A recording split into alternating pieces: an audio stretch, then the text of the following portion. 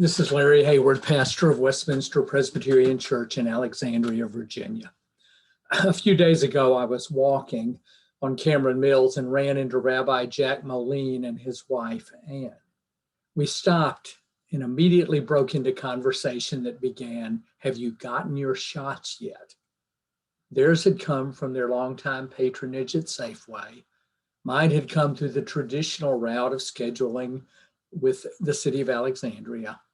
And I shared with them that Maggie had gotten hers as clergy at a giant store, as have Patrick and Jacob, due to the high-level intervention of Sally Honeycutt and Sue Bolton to have Arlington and Alexandria list clergy as an eligible group on their respective websites. Since both Maggie and I will be vaccinated in 2 weeks beyond our second shot, we're going to drive to Iowa on April the 12th and spend a week with one grandchild we've not seen since July, and the other we have never seen. Getting shots brings immediate personal benefit, but it also brings social benefits. Some churches are pointing out that getting our shots is a way of loving our neighbors. It is a way of exercising our social responsibility. It is a way of helping our nation reach herd immunity.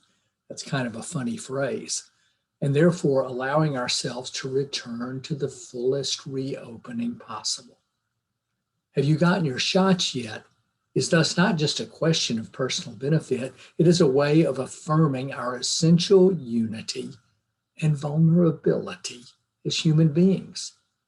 It is as patriotic as reciting the pledge, singing the national anthem, marching in a 4th of July parade, voting, even serving our country through the military. For Christians, getting our shots is a way that we acknowledge that we live in the world and that we are, in some sense, all our brothers and sisters' keepers.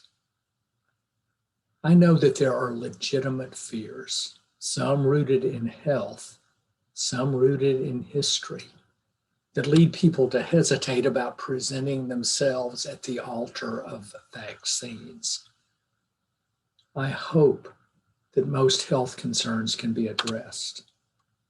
And I hope that most historical concerns can be overcome with the courage to receive a vaccine and a trust builder that nothing goes wrong. The fact that we are having these greetings on the street are a sign that things are on the mend. They are a sign that efforts of so many people in so many sectors have come together to bring about a national, if not a global, achievement.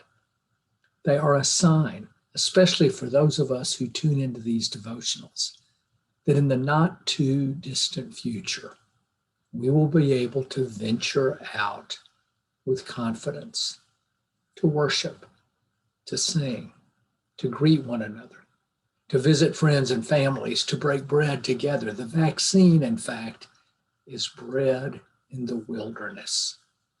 Bread in the wilderness of isolation, bread in the wilderness of loneliness, bread in the wilderness of sequestration.